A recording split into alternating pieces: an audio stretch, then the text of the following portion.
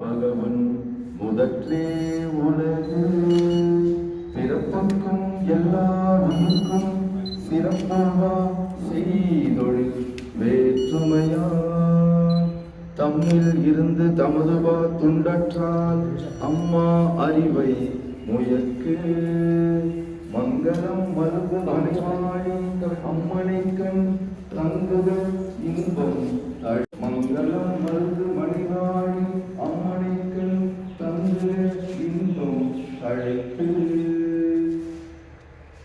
திருக்குறள் நெறியில் தர்சினி தனுஸ்ரீ இல்லம் புதுமணிப்பு விழா இப்பொழுது நாம் நிகழ்த்த உள்ளோம்.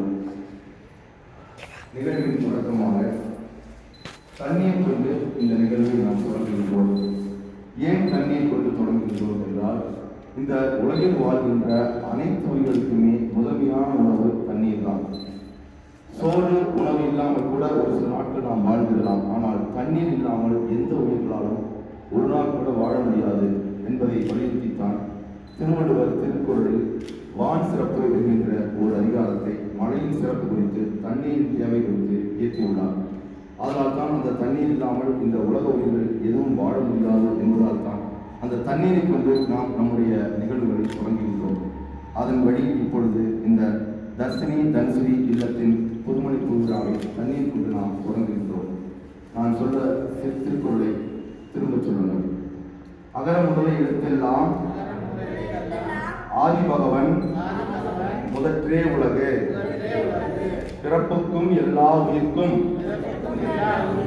சிறப்பொவ்வா செய்தொழில் வேற்றுமையான் தம்மில் இருந்து தமதுவா துண்டற்றால் அம்மா அறிவை முயற்கு மங்களம் மல்கு மனைவாடி அம்மனைக்கண் தங்குக இன்பம் தழைத்து மங்களம் மல்கு மனைவாடி அம்மனைக்கண் தங்குக இன்பம் தழைத்து அம்மனைக்கண் தங்குக இன்பம் தழைத்து மங்களம் நிறைந்து இந்த இல்லத்தில் இன்பம் தழைத்து ஓங்கட்டும்.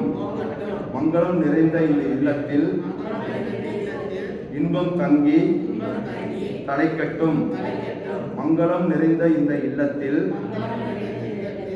இன்பம் தங்கி தழைக்கட்டும். சரி, இப்போ இந்த வீட்டில் வந்து சிறப்பு விழா செய்கிறாங்க. வழக்கமாக நம்மளுடைய சிறப்பு விழாக்கள் எல்லாமே அந்த கச்சை கட்டி ரிப்பன் கட்டி அதை விட்டு